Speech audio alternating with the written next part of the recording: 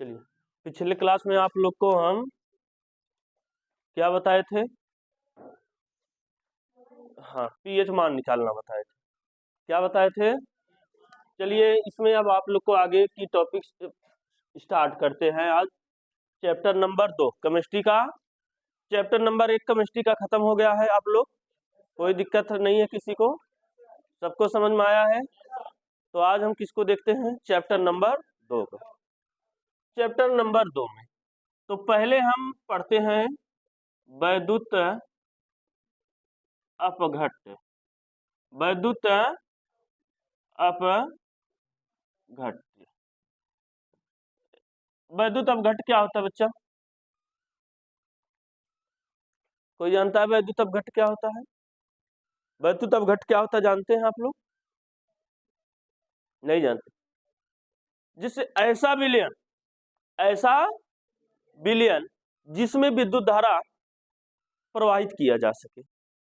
ऐसा विलयन जिसमें विद्युत धारा प्रवाहित किया जा सके, ऐसे विलयन को हम लोग क्या कहते हैं? वैद्युत अपघट्ट कहते हैं। क्या कहते हैं? वैद्युत अपघट्ट कहते हैं। जैसे आप लोग पानी लेते हैं, पानी, वाटर, जल। जल जानते हैं आप लोग? पिए हैं आप लोग? जल का पीएच मान कितना होता है? क्योंकि जल क्या है? उदासीन है। लेकिन जो हम लोग यूज करते हैं, जो पीते हैं, वो थोड़ा सा अम्लीय होता है, 7 से कम होता है उसका पीएच मान। उसका पीएच मान 7 से कम होता है। जो आप लोग जब उसको बॉयल कर देते हो, उसको क्या कर देते हो, तब उसको पीते हो तो उसका टेस्ट अच्छा नहीं लगता होगा आप लोग को। क्यों नहीं अच्छा लगता बताओ? क्योंकि वह क्या है? उदासीन हो जाता है। उदासीन जो होता है उसका कोई टेस्ट नहीं होता है। समझ में आया नहीं? तो जब उस पानी में हम क्या डालते हैं? साल्ट डालते हैं, नमक। क्या करते हैं? अब नमक डालेंगे उसको ना, तो उसमें अगर विद्युत धारा प्रवाहित करेंगे तो प्रवाहित होने लगेगा। अगर शुद्ध जल होगा, क्या उसमें विद्युत धारा प्रवाहित होगा? बोलो, नहीं होगा।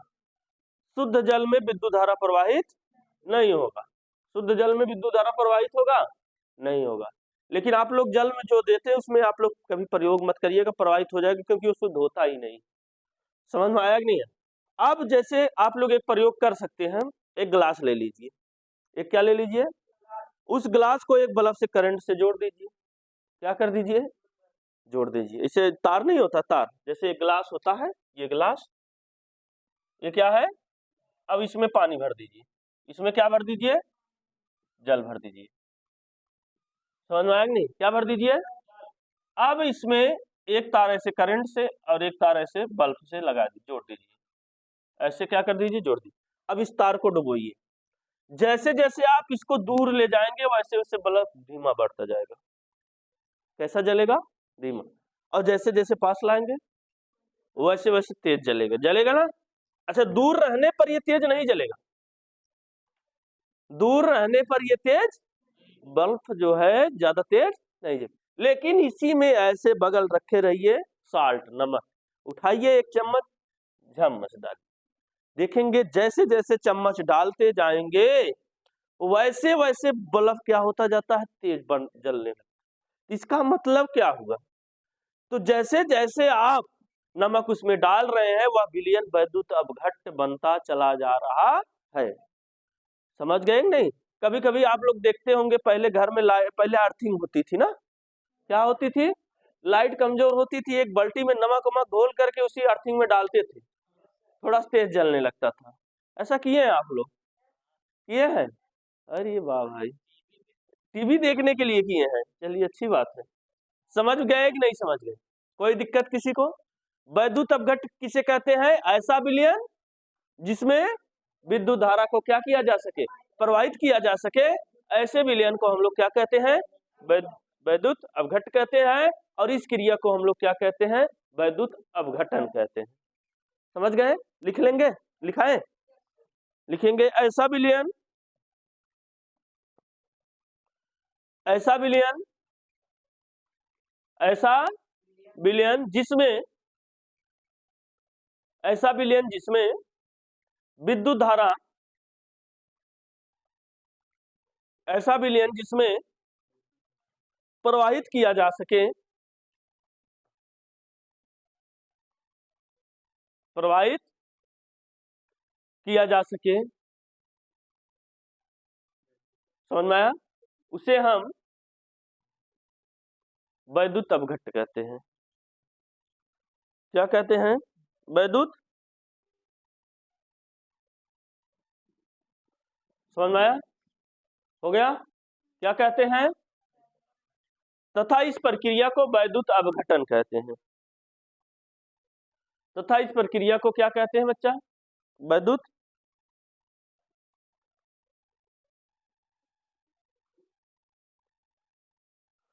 अपघटन कहते हैं। समझ गए होंगे आप लोग, समझ में। अब हेडिंग डालेंगे वैद्युत वियोजन का सिद्धांत। हेडिंग क्या डालेंगे? वैद्युत वियोजन का सिद्धांत।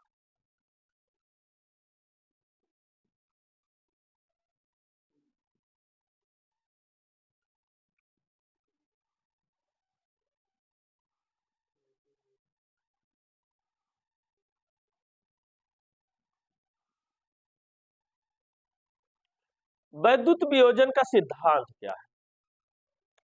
जो भी वैद्युत अपघट्ट होगा वह आयनित हो जाता है। क्या होता है? उस आयनित हो जाता है। क्या हो जाता है? आयनित हो जाता है। जो भी वैद्युत अपघट्ट होगा वो क्या होगा? आयनित हो जाएगा। क्या हो जाएगा? आयनित हो जाएगा। आयनित होने का मतलब एक धन आयन में और एक ऋण आयन में। जो उसके आयन होंगे किस में होंगे?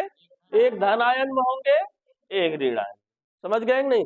इस सिद्धांत को दिया कौन था? आर्हीनियस ने। कौन दिया था?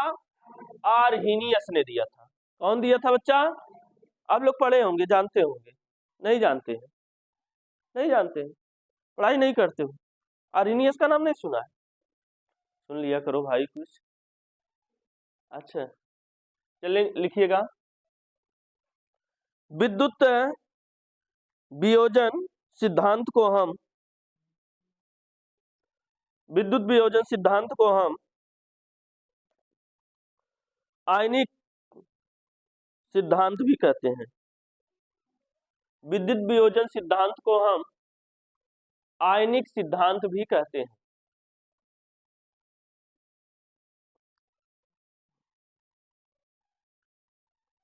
समझ में आया? क्या कहते हैं? इसी को हम लोग क्या कहते हैं? अभी हमने बताया, जब किसी जल में वगैरह में घोलते हैं, जो भी वैद्युत अपघट्ट होता है वह क्या हो जाता है? आयनित हो जाता है। समझ में आया? इस आयनित होने की जो यही जो घटना है या जो ये प्रक्रिया है, इसको हम लोग वैद्युत अपघटन कहते हैं। क्या कहते हैं?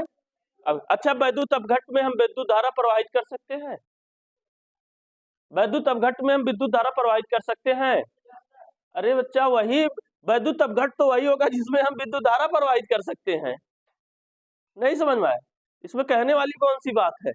वैद्युत अपघट्ट जिसमें विद्युत धारा हम प्रवाहित ही नहीं कर सकेंगे, वो वैद्युत अपघट्ट है? ये नहीं है। है वैद्युत अपघट्ट? नहीं है। समझ में आया? लिखेंगे वैद्युत वियोजन सिद्धांत आर्हीनियस ने दिया था। कौन दिया था बच्चा? कौन दिया था? आर्हीनियस ने दिया था। वैद्युत वियोजन सिद्धांत कौन दिया था? आर्हीनियस ने। वैद्युत वियोजन सिद्धांत कौन दिया था? स्वांटे आर्हीनियस। पूरा नाम इनका है स्वांटे आर्हीनियस।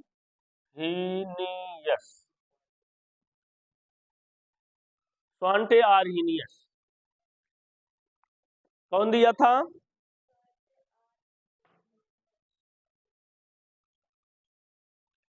समझ गए? वैद्युत वियोजन सिद्धांत को हम लोग क्या कहते हैं? आयनिक सिद्धांत कहते हैं। इसको कौन दिया था? आर्हीनियस ने दिया था। कौन दिया था बच्चा? आर्हीनियस ने दिया था। वैद्युत अपघट्ट समझ गए? ऐसा पदार्थ जिसमें क्या हो सके? वैद्युत धारा प्रवाहित किया जा सके। ऐसा विलयन या ऐसा पदार्थ जिसमें विद्युत धारा प्रवाहित किया जा सके क्या कहलाता है? वैद्युत अपघट्ट कहलाता है। इस प्रक्रिया को हम लोग क्या कहते हैं? वैद्युत अपघटन कहते हैं ना। समझ में आया? लिखेंगे लाइन चेंज करके। क्या लिखेंगे? वैद्युत वियोजन सिद्धांत निम्न है। क्या है? वैद्युत वियोजन सिद्धांत दिया कौन? आर्हीनियस ने। अब हम पढ़ते हैं वैद्युत वियोजन सिद्धांत होता क्या है। वैद्युत वियोजन सिद्धांत हाँ होता क्या है। नंबर एक,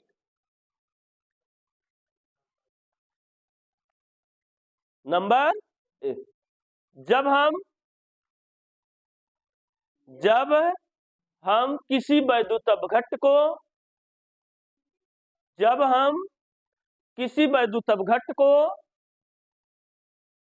जब हम किसी वैद्युत अपघट्ट को जल या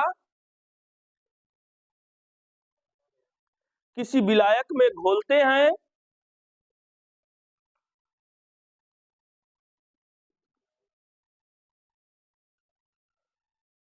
जल या किसी विलायक में क्या करते हैं, घोलते हैं, तो वह दो प्रकार के कणों में आयनित हो जाता है। कितने प्रकार के कणों में आयनित हो जाता है, दो प्रकार के कणों में आयनित। अच्छा, विद्युत वियोजन का जो पहला सिद्धांत है वो क्या है बच्चा? विद्युत वियोजन का जो क्या है पहला सिद्धांत है वह क्या है? जब हम किसी वैद्युत अपघट्ट को जल या, अच्छा दुनिया का सबसे अच्छा विलायक कौन है? जल है। सबसे, अगर पूछा जाए सबसे अच्छा विलायक कौन है? जल। अगर आपसे पूछा जाए जल की अधिकतम सांद्रता कितनी डिग्री सेल्सियस पर होती है, तो आप लोग याद रखिएगा जल की अधिकतम सांद्रता 4 डिग्री सेल्सियस पर होती है। कितने डिग्री सेल्सियस पर? जल की अधिकतम सांद्रता कितनी डिग्री सेल्सियस पर होती है? 4 डिग्री। समझ में आया नहीं? तो दुनिया का सबसे अच्छा विलायक कौन है? जल है। कोई कहे पानी, तब तो सही भाई। समझ में आया? दुनिया का सबसे अच्छा विलायक जल। तो जब किसी वैद्युत अपघट्ट को, वैद्युत अपघट्ट मतलब ऐसा पदार्थ जिसमें विद्युत धारा प्रवाहित की है, जब किसी वैद्युत अपघट्ट को हम क्या करते हैं, जल में या किसी दूसरे विलायक में हम क्या करते हैं, घोलते हैं, तो वह दो प्रकार के कणों में क्या हो जाता है, आयनित हो जाता है। समझ गए? जैसे NaCl है, ये क्या है बच्चा? वैद्युत अपघट्ट। क्या है?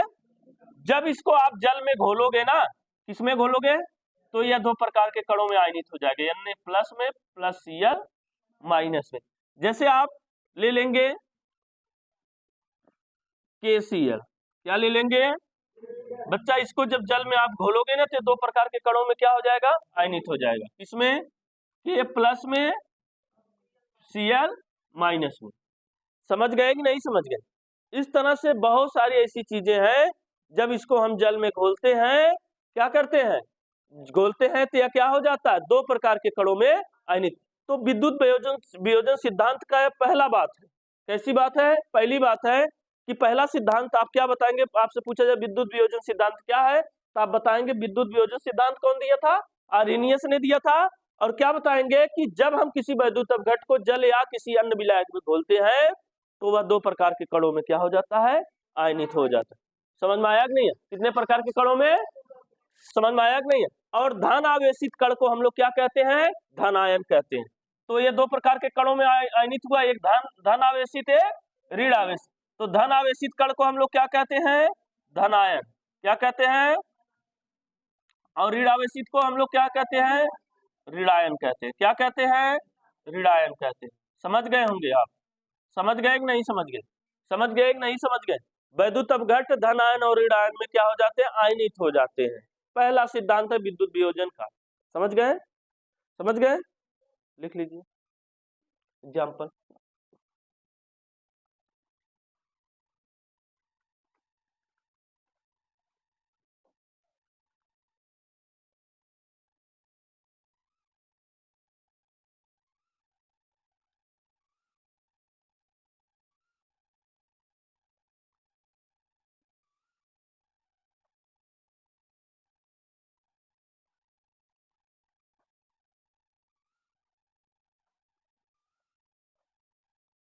हो गया?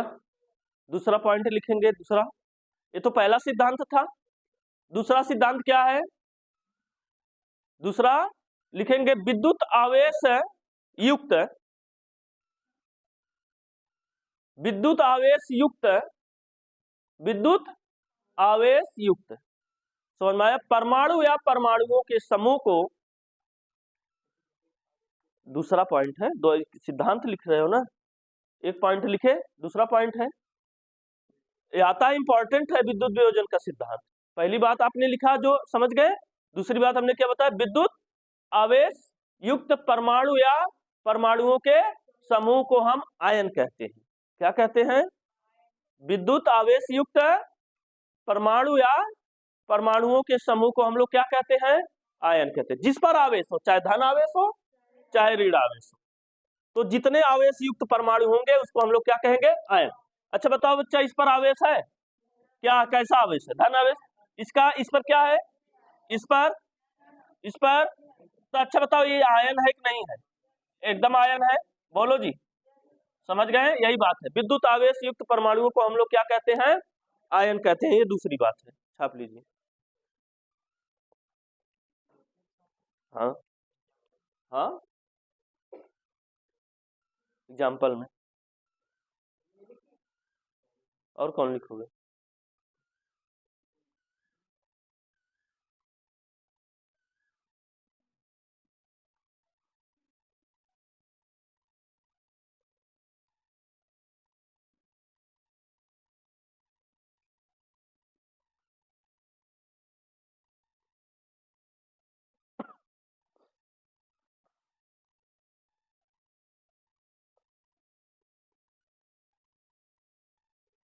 हो गया? हो गया। तीसरी बात आप लिखेंगे, तीसरा इनका सिद्धांत। अच्छा, ये सिद्धांत दिया कौन है? आर्हेनियस ने। तीसरी बात इन्होंने क्या बताया था? एक बात तो इन्होंने बताया कि जब भी हम वैद्युत अपघट्ट को जल या किसी भी विलायक में घोलेंगे तो वह क्या हो जाएगा? आयनित हो जाएगा। पहली बात बताया था इन्होंने, बोलो। नहीं समझ में आया? वह धन आवेश और ऋण आवेश में टूट जाएगा। अभी ये पहला बात लिखा। दूसरी बात इन्होंने क्या बताया था? दूसरी बात इन्होंने बताया था कि जितने भी विद्युत आवेशित परमाणु है या परमाणुओं का समूह, ये क्या है? सब परमाणु है। जितने भी क्या है? विद्युत आवेशित परमाणु है या परमाणुओं का क्या है? समूह है, उसको हम लोग क्या कहते हैं? आयन कहते हैं। तीसरी बात इन्होंने बताया था कि किसी भी विलयन में धन आयनों की संख्या ऋण आयनों की संख्या के क्या होती है? बराबर होती है। समझ में आया कि नहीं है? किसी भी विलयन में धन आयनों की और ऋण आयनों की संख्या क्या होती है? बराबर होती है। जितना धन आयन होगा उतना ही क्या होगा? ऋण आयन होगा। जैसे एक धन आयन है तो कितना है? एक ऋण आयन। एक धन आयन है तो कितना है? एक ऋण आयन। जितना धन आयन होगा उतना ही क्या होगा? ऋण आयन होगा। किसी विलयन में किसकी संख्या? धनायन की संख्या किसके बराबर होती है? ऋण आयन की संख्या के क्या होती है? बराबर होती है। समझ गए कि नहीं समझे? किसी विलयन में धन आयनों और ऋण आयनों की संख्या आपस में क्या होती है? बराबर होती है। लिख लो तीसरी बात।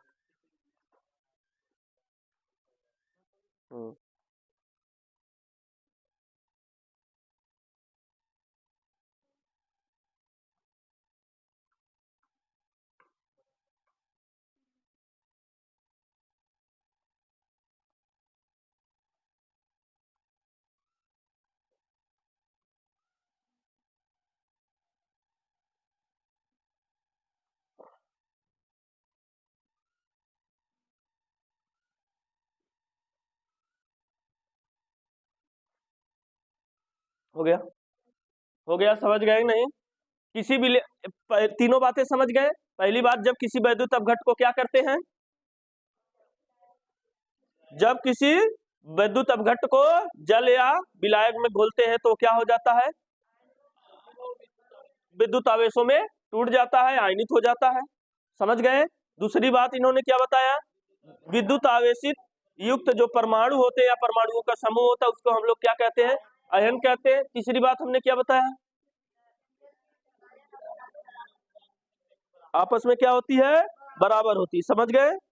लिखेंगे, समझ में आया? विलयन में आयनन की क्रिया, हाँ अगला पॉइंट, विलयन में आयनन की क्रिया, विलयन में आयनन की क्रिया उत्क्रमणीय होती है। क्या होती है? और आप लोग को उत्क्रमणी अनुत्क्रमणी हम बताए हैं पहले चैप्टर में। उत्क्रमणी क्या होती है? ऐसी अपक्रिया जो दोनों तरफ होती है। और अनुत्क्रमणी क्या होती है? ऐसी अपक्रिया जो केवल एक तरफ होती है। लिखा है एक नहीं लिखा है? लिखाए हैं। समझ में आया कि नहीं है? जो लोग नहीं पढ़े हैं, नहीं क्लास लिए हैं, वो लोग वीडियो देख लेंगे, वीडियो में है। समझ में आया? उत्क्रमणी क्या होता है? उत्क्रमणी क्या होता है? जो दोनों तरफ होती है। तो ऐसे आयनन की प्रक्रिया जो होती है किसी विलयन में, जो आयनित हो रहे हैं, जो टूट रहे हैं कण धन और ऋणात्मक, ये हमेशा कैसे होते हैं? उत्क्रमणी होते हैं। क्या होते हैं? जैसे ये क्या है? NaCl है, क्या है ये? क्या होगा? ऐसे अगर एक तीर दिया हो ऐसे तो अनुत्क्रमणी, अगर ये दोनों तरफ दिया हो तो क्या होता है? अनुत्क्रमणी। तो ये हमेशा क्या होंगे? अनुत्क्रमणी उत्क्रमणी होंगे। समझ गए कि नहीं समझ गए? आयनन की प्रक्रिया सदैव क्या होती है?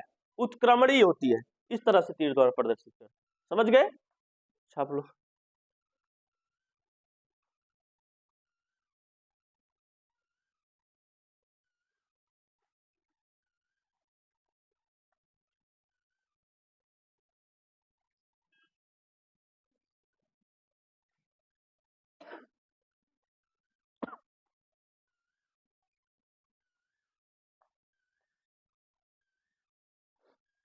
हो गया? अगली बात, कौन बात? ये समझ गए चार बातें। पांचवा सिद्धांत इनका क्या था? पांचवा इनका सिद्धांत था, जैसे कोई भी वैद्युत अपघट्ट है, कोई भी क्या है, जब उसको हम जल में घोलते हैं, चाहे नमक हुआ चाहे जो भी वैद्युत अपघट्ट है, समझ में आया कि नहीं? तो उसको जल में घोलेंगे, आयनित होगा। और कैसा होगा? उत्क्रमणी होगा। होगा कि नहीं होगा उत्क्रमण? लेकिन ये जो आयनित होता है ये पूरा आयनित नहीं होता है। कोई भी चीज आप घोलेंगे, कोई भी वैद्युत अपघट्ट जल में घोलेंगे या किसी भी लायक में घोलेंगे तो वह पूरा आयनित नहीं होता। जितना आयनित होता है उसे हम लोग कहते हैं वियोजन की मात्रा। वियोजन की मात्रा क्या होती है? कि जब हम किसी वैद्युत अपघट्ट को जल में घोलते हैं तो वह वैद्युत अपघट्ट जितना आयनित हो जाता है, जितना आयनित हो जाता है, वह अणु जितना क्या हो जाता है, उसके अणु जितने आयनित हो जाते हैं, वही वियोजन की क्या होती है? मात्रा होती। तो क्या किसी वैद्युत अपघट्ट को अगर हम जल में घोलेंगे तो क्या वह पूर्ण रूप से घुल जाएगा?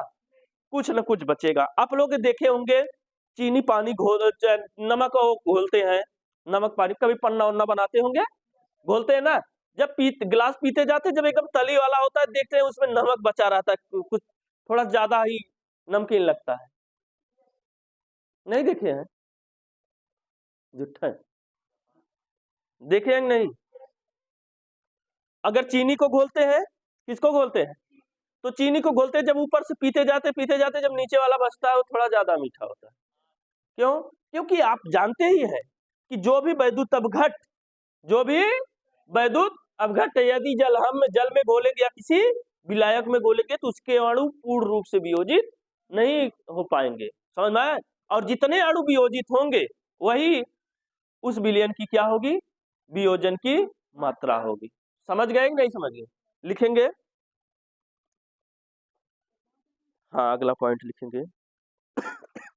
जब हम किसी वैद्युत अपघट्ट को जब हम किसी वैद्युत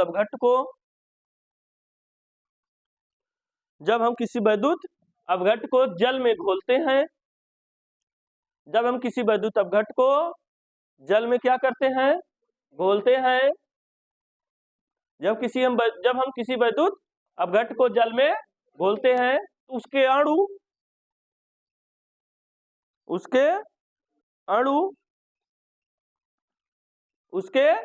अणु पूर्ण रूप से आयनित नहीं होते हैं।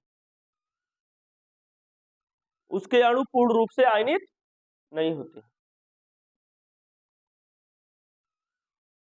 उसके अणु पूर्ण रूप से आयनित, अणुओं की जितनी मात्रा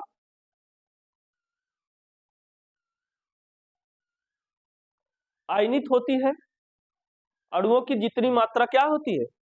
आयनित होती है। समझ में आया? उसे हम क्या कहते हैं?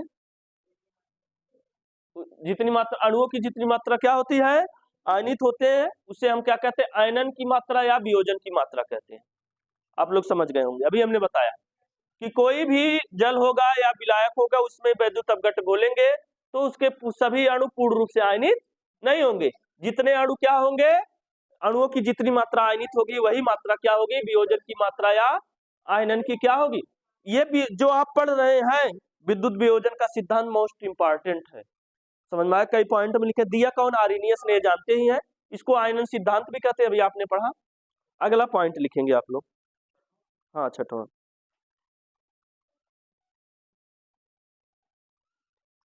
किसी वैद्युत अपघट्ट का, अगला पॉइंट, किसी वैद्युत अपघट्ट का भौतिक तथा रासायनिक गुण, भौतिक तथा रासायनिक गुण, किसी वैद्युत अपघट्ट का भौतिक तथा रासायनिक गुण, किसी वैद्युत अपघट्ट का भौतिक तथा रासायनिक गुण, उसके आयनों के स्वभाव, उसके आयनों के स्वभाव तथा उसकी मात्रा पर निर्भर करता है।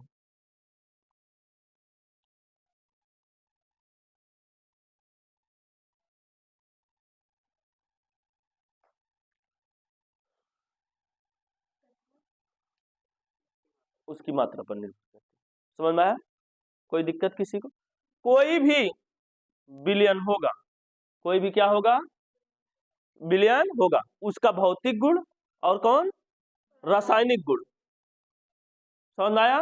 उसमें उपस्थित जो आयन है उसके स्वभाव और उसकी मात्रा पर क्या होता है? निर्भर करता है। यह छठवीं बात थी।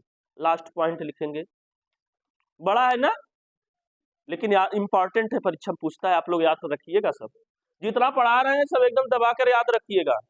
समझ में आया? नहीं टेस्ट होगा भाई तो आपको भी कष्ट होगा, हमको भी कष्ट होगा। आप भी सोचते हैं अच्छा नंबर आए, हम भी सोचते हैं अच्छा नंबर आए ना जी। लिखेंगे, किसी वैद्युत अपघट्ट के, किसी वैद्युत अपघट्ट के विलयन की चालकता, किसी वैद्युत अपघट्ट के विलयन की चालकता, उसमें उपस्थित आयनों की संख्या, किसी विलयन की वैद्युत चालकता, किसी विलयन की वैद्युत चालकता, उसमें उपस्थित आयनों की संख्या तथा आवेश पर निर्भर करता है। संख्या तथा आवेश पर क्या करता है? निर्भर करता है। आप लोग समझ गए हो? समझ गए? समझ गए? कोई दिक्कत किसी को? नहीं समझ पाए?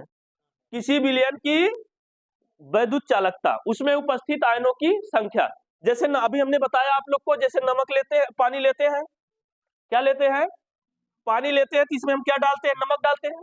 जितना अधिक नमक आप डालेंगे तो इसमें आयनों की संख्या उतनी अधिक बढ़ेगी, और जितनी अधिक बढ़ेगी इसकी चालकता उतनी अधिक बढ़ेगी, और उसकी चालकता उतनी अधिक बढ़ेगी तो करंट उतना तेज फ्लो करेगा।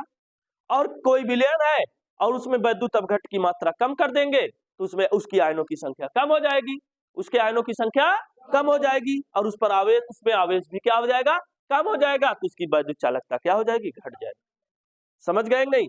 तो किसी भी विलयन की में आयनों की संख्या आप बढ़ाएंगे तो उसकी चालकता क्या होती जाती? बढ़ती जाती। जैसे जैसे आप उसमें नमक डालते जाएंगे वह उतना तेज करंट फ्लो करना शुरू कर देगा। समझ गए कि नहीं समझ गए? ये था क्या? विद्युत वियोजन का सिद्धांत देने वाला व्यक्ति आर्हेनियस। वैद्युत अपघट्ट क्या है? ऐसा पदार्थ जिस, समझ में आया, जिसमें क्या किया जा सके? वैद्युत धारा प्रवाहित किया जा सके। क्या कहलाता है? वैद्युत अपघट्ट कहलाता है। इस प्रक्रिया को वैद्युत अपघटन कहते हैं। और वैद्युत वियोजन या वैद्युत अपघटन, इनका सिद्धांत देने वाले व्यक्ति का नाम था आर्हेनियस। स्वांटे आर्हेनियस आर्हेनियस थे। इन्होंने क्या बताया था बच्चा? समझ में आया? कोई दिक्कत किसी को? समझ में आया? अगला चीज अगले में पढ़ाया जाएगा, अम्ल किसे कहते हैं। अम्ल के बारे में कल जो है उल्लेख किया जाएगा। समझ में आया कि नहीं आया? कोई दिक्कत किसी को? आप लोग को कोई भी समस्या हो, समझ में आया कि नहीं? अभी थोड़ा सा रुक रुक के क्लासें चल रही हैं, सिस्टम थोड़ा सा बन रहा है। समझ में आया कि नहीं आया? इसके बाद निरंतर क्लासें आपका चलेंगी, हर क्लास आपको ऑनलाइन मिलेगी, कोई दिक्कत नहीं है। समझ में आया? ऑफलाइन भी मिलेगी, ऑनलाइन भी मिलेगी। समझ में आया कि नहीं आया? और आप लोग मेहनत करिए, अच्छे से पढ़िए। धन्यवाद।